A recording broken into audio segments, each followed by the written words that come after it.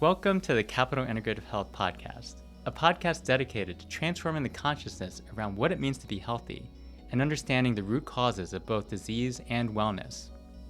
I am Dr. Andrew Wong, co-founder of Capital Integrative Health, an integrative practice committed to expanding access to holistic root cause medicine to the global community.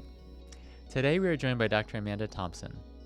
Dr. Thompson is a local chiropractor who helps her patients to address pain, digestive issues, injury, TMJ, migraines, and much more. She learned at the young age of 14 that she wanted to be a chiropractor after personally experiencing the healing benefits of chiropractic treatment from her mentor, Dr. Julie Rosenberg. She has taken over 400 hours of seminar training in Applied Kinesiology and has taken adjustive technique courses through the ICAK, Gonstead Institute, and Motion Palpation Institute. Dr. Thompson believes in the body's astounding capability to heal itself of any condition and views her job as the facilitator of this healing. Join us for a conversation today about how chiropractic care can help on your healing journey. If you suffer from conditions like pain, digestive issues, headaches, or TMJ, this conversation is for you. Well, welcome, Amanda, to the podcast. Thank you so much for coming on today. Thank you so much for having me. I love to talk about chiropractic, so. Yes, well, let's dive into that. So what was your introduction to integrative health, and why did you decide to become a chiropractor? I think in one of the best ways possible, which was a personal experience. So when I was 12 years old, I was diagnosed with scoliosis, and my mother took me to a very holistic chiropractor who also did a lot of other modalities like muscle testing. And that was where it all started. And it's funny because she basically took me in there like I was kicking and screaming. I did not want to go to this chiropractor, but it was a great experience. I immediately felt better. Somewhat corrected the scoliosis, and the rest is kind of history. That's awesome. That was Dr. Julie Rosenberg? Yes, right? Dr. Rosenberg, yeah. And where does she practice? Is she practicing still, or? Yes, she's in Rockville as well, Okay. South Rockville, yep. Nice. Mm-hmm. And what do you enjoy most about what you do as a chiropractor? Oh, so many things. I love the instant relief that people experience, not just the instant relief of their pain and discomfort, but also just how much better they feel emotionally and just overall, the benefit to their well-being and happiness is just instant. It's an instant gratification type of practice, and I love that. Yes, and I agree with that. And I would say, having had some chiropractic adjustments myself, I do notice an immediate difference as a patient. Yeah, right. And even, doing some acupuncture and treating patients, like people get that instant gratification. So Yeah, definitely. Great. And for those who may not know, what is chiropractic care? Because I think let's just kind of start broad a bit. Yeah, definitely. So chiropractic care is a holistic health method that assesses and restores proper spinal joint mobility. And in doing that, it also optimizes our nervous system function and our nerve flow. And the nervous system controls so much in the body. So in that way, it's very helpful. Let's dive into that a bit. So spine joint mobility, why is that so important?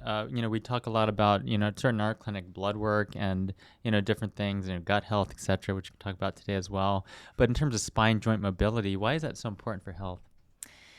So not only is spinal mobility important locally, if there's a decrease in mobility, you can get pain, you can get, the area can become vulnerable, you can get easily injured. So there's that. And actually, spinal joint mobility is one of the main stimulants to our brain. So a large portion of the brain actually receives input from our joints and the movement of the joints. So if there's not proper movement in some joints, that's a lot of decreased stimulation to our brain. So it's actually very powerful for the brain itself. I think there's a saying that you're only as old as your spine. Have you heard of that? Yeah, I could see that. I could definitely I think it's a see yoga that. saying. Okay. And certainly for nerve function, it's huge because, like you said, the nervous system, the autonomic nervous system, which we can talk about probably with AK later. Mm-hmm. You know, autonomic nervous system really controls a lot of physiologic function So and much. health. Yeah. So that's awesome. And what is an appointment with you like typically? So, very holistic. I, of course, at the base of what I do is chiropractic adjusting. So head to toe, spine, extremities. I also do a lot of applied kinesiology muscle testing. So that's not like a strength muscle test. That's a nervous system muscle test. Are muscles on and firing properly, or are they turned off? Every muscle is related to a certain organ, so that will often take me and my patient into reflex point work. I do a little bit of mind-body techniques, food sensitivity testing, and sometimes nutritional supplements. So typically an appointment is including all of that. That sounds awesome. I need to book an appointment with you too. Anytime. A lot of things going on. Thank you. And let's talk about adjustments for a second, because I know there's like HVLA and there are like different types of adjustments. So you can kind of get into that a little bit for the audience. Sure. Yeah, I would love to, because that's I think that's important. So, I think we both approach our patients very, individually. So, I'm not into like a cookie cutter type of model. I know you definitely aren't. So that means that different adjustive techniques can be appropriate for each different patient. Unless it's holiday cookies, then we might have them. Just kidding. We are at that time of year. We are. We're taping it around, close to the holidays anyway. Yeah. But for adjustments, no. No cookie cutters. No cookie cutters. Okay. Yeah, so for many of my patients, I do high velocity, low amplitude adjustments, which is your traditional manual adjustment. I also have instruments for instrument assisted adjustments, such as the activator. That's a little gentler. If that's appropriate for the patient, we can always do a gentler adjustive technique.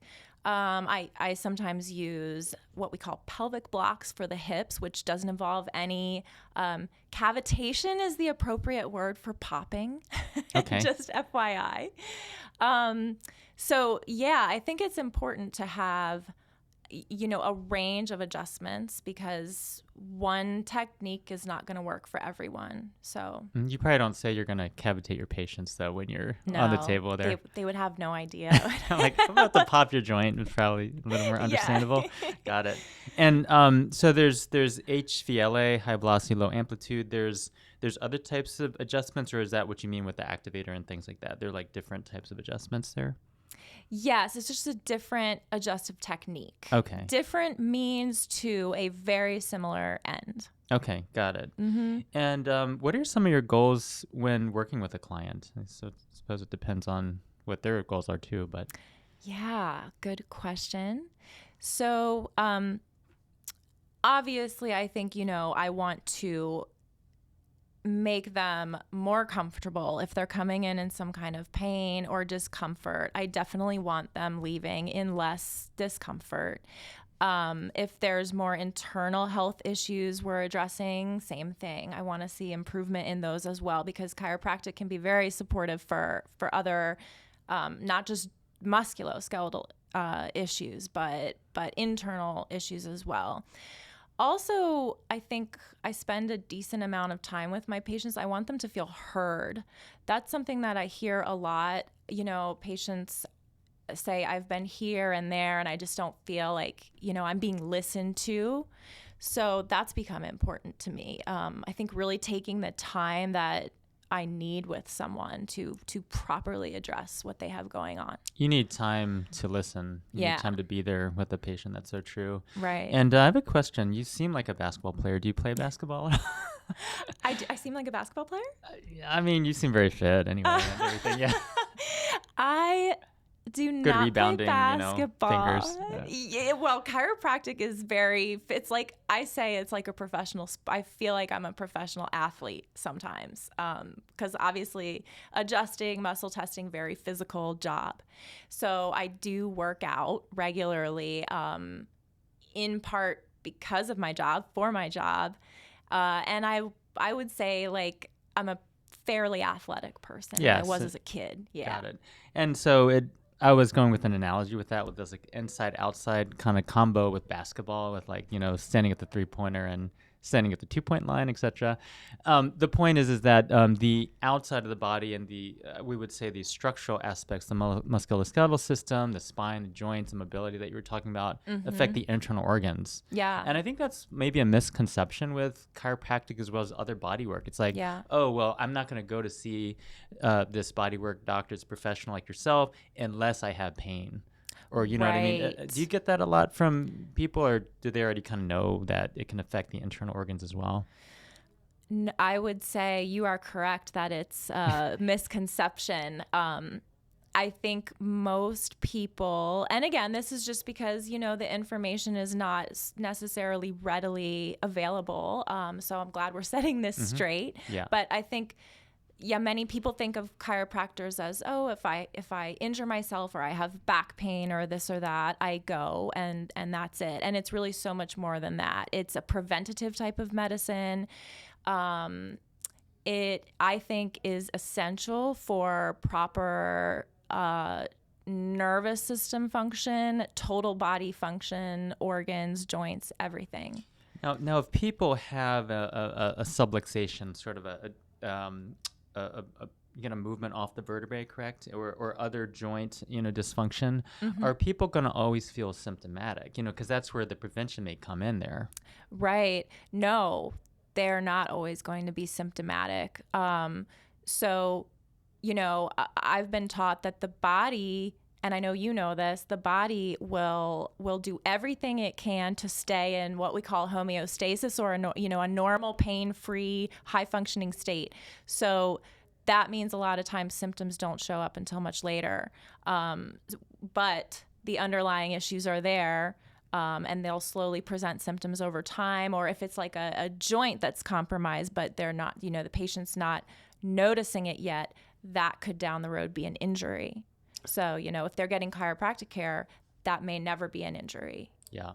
Makes a lot of sense. Kind of like with the internal medicine or these kind of internal organ kind of systems, things like hypertension or heart disease or even osteoporosis. A lot of these things are not symptomatic. Right. Until someone has a heart issue or they have fracture or whatever. Right. And I think you can kind of say that with the musculoskeletal system too. Yes, absolutely. Yeah.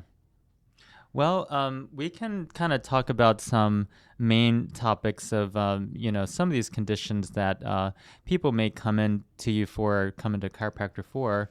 So let's kind of talk about one of the big bullseye targets, I would say, is back pain. I think in 2017, the Annals of Internal Medicine came out with an article saying that, opioids are no longer the first line therapy for back pain, and we need to really look at other modalities like chiropractic and physical therapy, acupuncture, and other more natural treatments instead of these medications like NSAIDs, or instead of not that they don't have their place, of course they do, but opioids being the last resort. So right. And we know about the opioid crisis, and things like that. So what is your general approach to back pain? Let's just start with something pretty simple like low back pain, but then there might be probably other types of back pain too.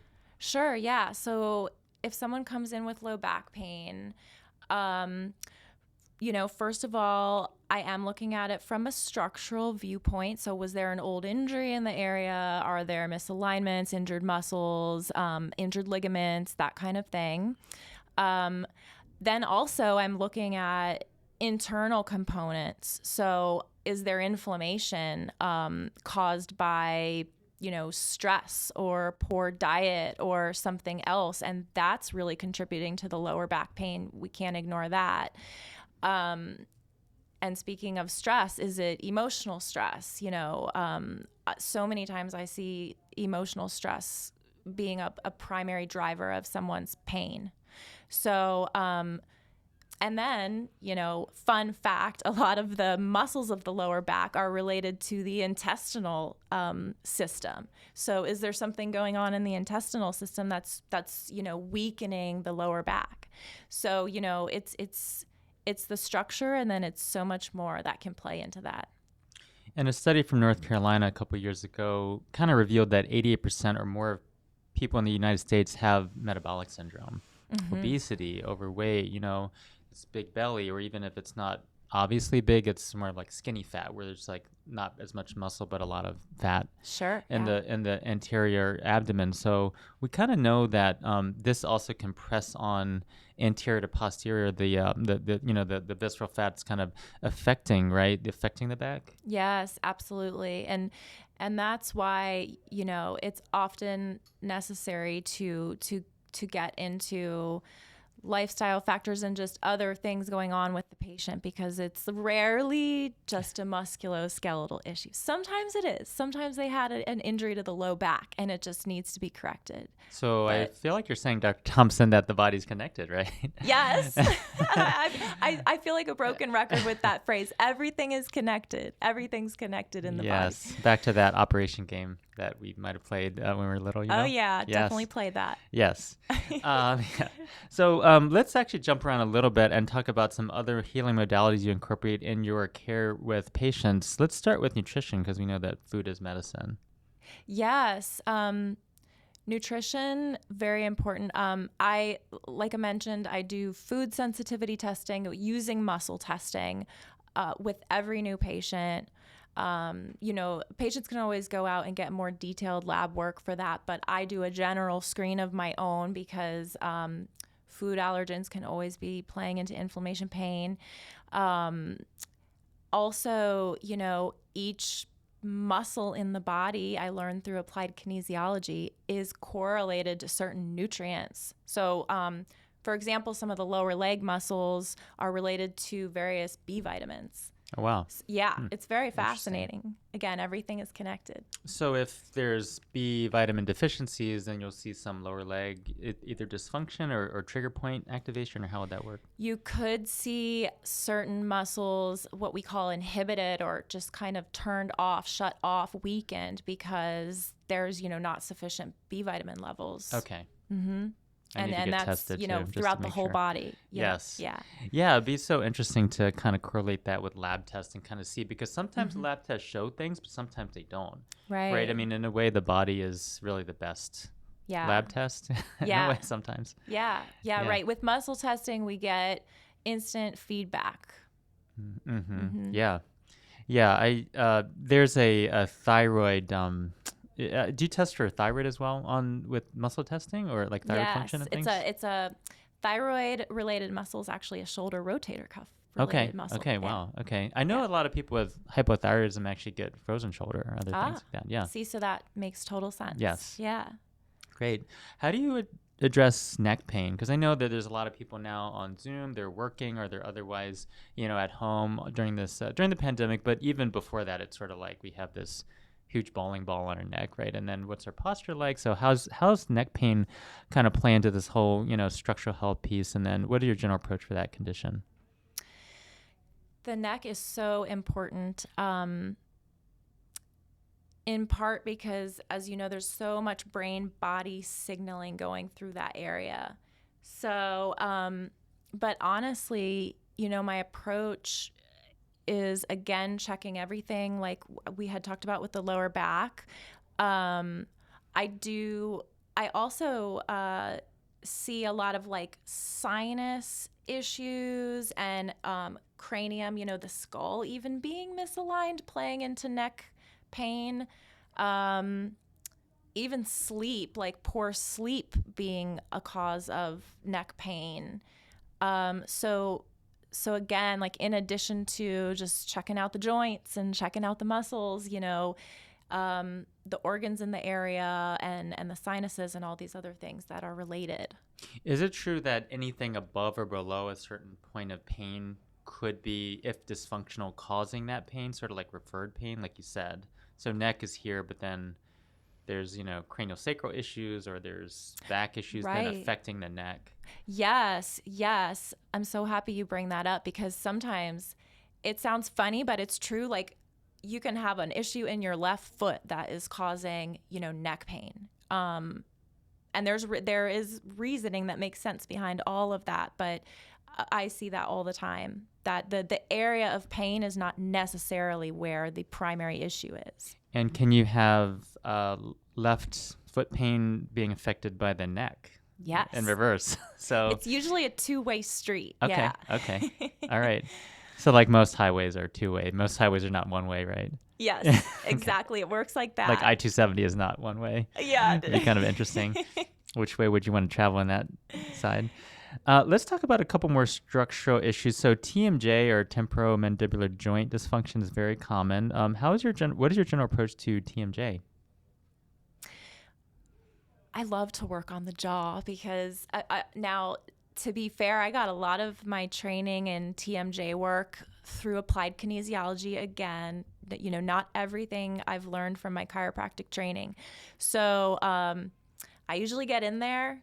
I usually get in the mouth and work on the jaw muscles intraorally, which so many patients say, oh my gosh, I've never had that done and it's so painful, but it gives them great results. So I'll do intraoral work, and then again, assessing the neck and everything else is important for that. There's a small intestine point, acupuncture point, right over the jaw, right? Yes. And so, I've always been taught to check small intestine related muscles and everything if there's a jaw issue.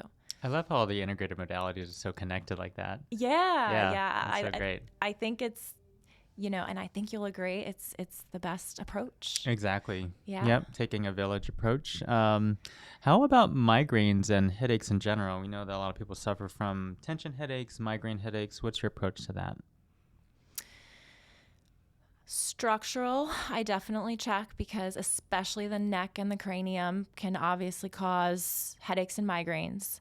And then, of course, there's so many other things that can cause it. Dehydration is one that I see a lot. Thyroid issues, food sensitivities. Is it correlated with something that they're eating?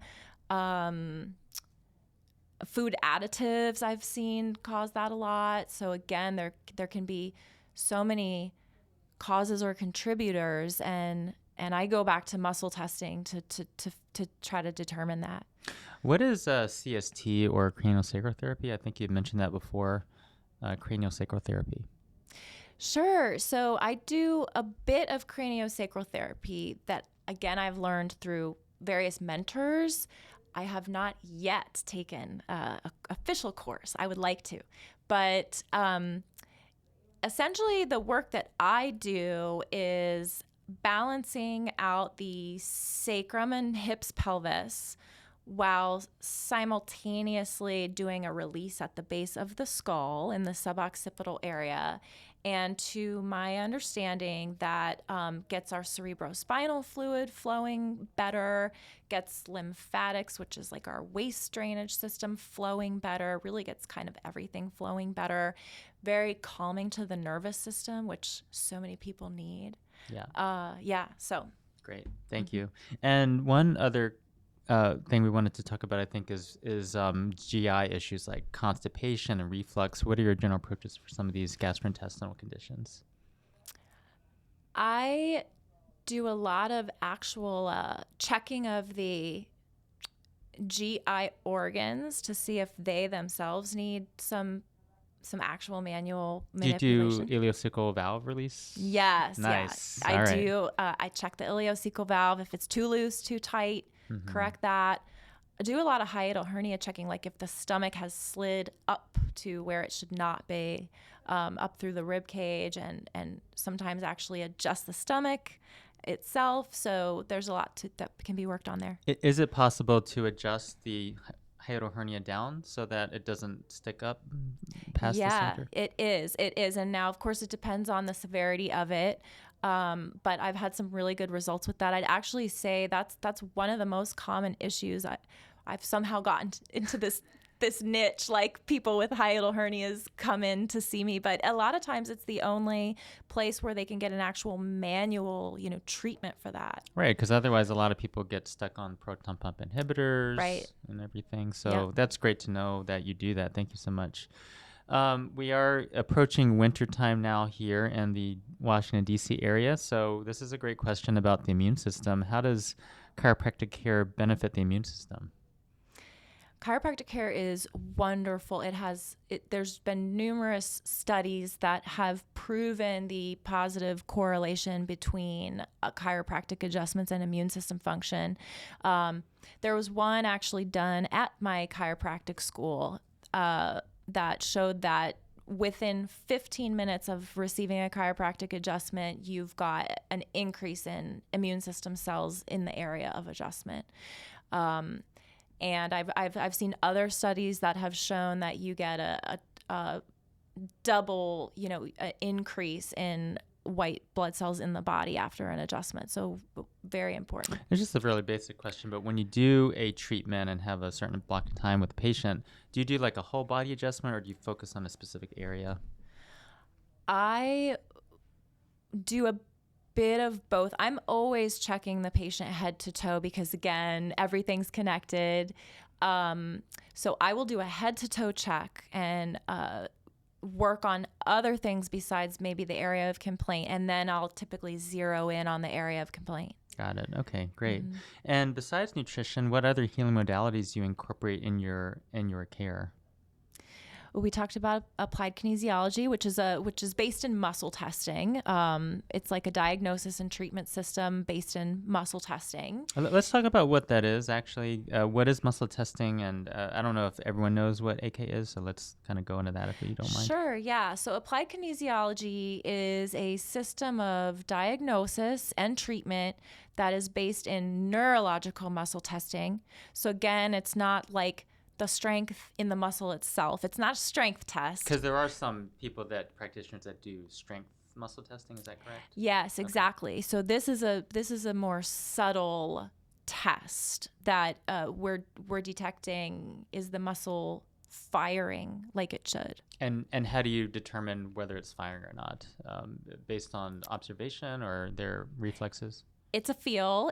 So it's a manual test. So I'm feeling if they can meet a certain amount of my pressure, if they can resist. Yes, I've done some training with that. Do you know Dr. Carol McMakin? She's a doctor of chiropractic. She does frequency-specific microcurrents. So I'm not familiar with that. Yeah, you can check that out. It's really FSM.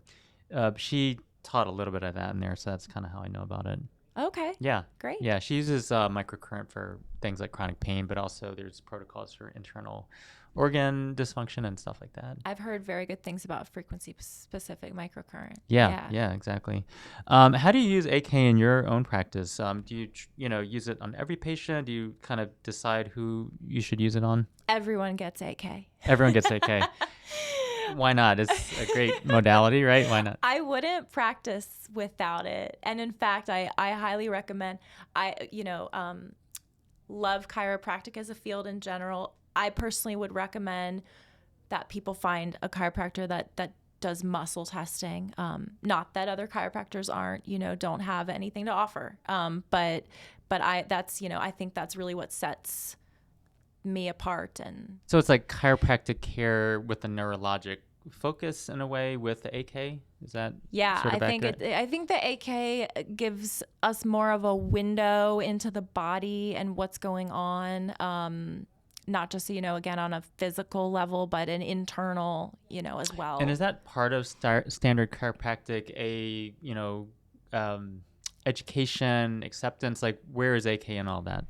It is not a part of chiropractic school curriculum. So I had to do all, postgraduate seminars to get certified in that. So sometimes the things that are not accepted from the beginning, right? Those are like some of the most innovative things that we should actually focus on. Right, like functional medicine, right? Yes, exactly. Yeah. Exactly. Awesome.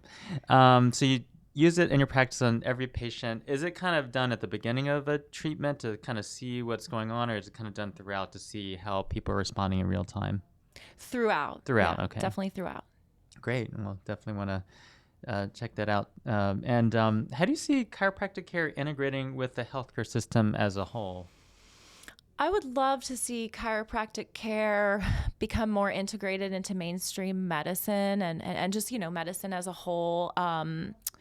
And I'd love to see it become a bit more accepted, some of those misconceptions set straight. Mm-hmm. And I think, to be positive, we are on our way there. I know like in the last couple years, chiropractic has been integrated into more military hospitals and facilities. There's a lot of good lobbying going on for chiropractic care. So I think, I think we're getting there. Yes, I used to work at a nonprofit that had 2 chiropractors there, 1 or 2. So definitely it can be integrated into a, kind of integrative system, but certainly also from a ideally integrated into like a mainstream healthcare system as well would be great. Yeah, definitely. I'm glad the military is kind of jumping in there too. Yeah. They're also doing a lot of things with acupuncture too. I think all Wonderful. these modalities. How does chiropractic interplay with other forms of say bodywork or structural modalities? So I have here listed, but there's others. But let's just say acupuncture, physical therapy, and even orthopedic care. Yeah, I think very synergistically. I think that whatever modalities, holistic modalities like we're talking about are combined is just they're all going to enhance each other for the best outcome. Great. So take-home points, muscle testing is not bodybuilding. That's one thing. Yes. It's actually very subtle, yeah? It's very subtle. Great. And I think anything else you want to say about chiropractic for the listener that may either have been to a chiropractor before or even those who haven't yet? I would say just a couple things. One that comes to mind, a lot of people have some fear, especially if it's a first time or a new chiropractor, seeing a chiropractor, which I understand. But there is definitely no need to be afraid. It is like one of those things that you're like, oh my gosh, why was I ever afraid of this? It's like, it's not, chiropractic hasn't exactly been portrayed well in TV shows and media and on the internet. If it is a well-trained, good, knowledgeable chiropractor, you'll be in very good hands, and it's really nothing to be scared of. So that's the first thing. Second thing is go see a chiropractor no matter what. If you feel like you're in great health, if you feel like you're in failing health, it's in my opinion an essential part of healthcare. An ounce of prevention's worth a pound of cure. Is that right? Precisely. And I think the thing with the spine is the thing you said earlier about the spine, about spine joint mobility, is so important because as people either as we all get older, let's say spine may not be as flexible, and this may affect things like circulation, lymph flow, detoxification ability. Mm-hmm. So the spine is such an important part of health, and I think it's in a way an overlooked part for a lot of people. Yes, I think so. And again, I think chiropractic has somewhat been backed into this corner where, the back doctor, the neck doctor, and hopefully we've set that straight a bit here, because that is not the case. Great. Thank you so much, Amanda. And we have a few fun closing questions for all of our guests. So, okay. First of all, do you have a morning routine? And if so, if you mind sharing that. Oh my gosh, I thrive off my morning routine. So, nice. For me, we just got a dog, so now it includes the dog. So first it's let the dog out. Then it is cup of coffee with a book and no phone, no nothing, just book, cup of coffee on the couch for like a good hour. That sounds great. It sounds like adding some jazz in the fireplace to that would be nice. Oh, I have that on as well on YouTube. Oh, there you go. Okay. The YouTube right. fireplace. The cool jazz or the fireplace, right. Great. Any exercise? When is the best time to do exercise? When do you do exercise? When do you recommend patients do exercise? I think it can actually vary from person to person when might be best for them to exercise. For me, I prefer earlier in the day. I know sometimes when people exercise towards the evening, that can kind of wind them up a bit. That's when we want to calm the nervous system. So exercise might not be the best in the evening, but I'll still sometimes, if that's when I can get it in, I'll do it. I know we're on closing questions, but I have to have a tangent question on that. So what are your best ways to stimulate the vagus nerve and to kind of balance that nervous system out? Oh, yeah. Meditation and breathing, especially breath work meditations, because breathing in the vagus nerve, music, singing. I actually tell my patients to try to sing sometimes or hum. It's also good for the diaphragm muscle. And yeah. Great. What book or podcast are you enjoying the most right now, and what is it about, and why are you enjoying it? Speaking of breathing, I'm reading Breath by James Nestor. I just finished that. It's amazing. Oh, okay. Yeah. So it's, basically I've taken away like, oh my gosh, the breath, our breathing is so important.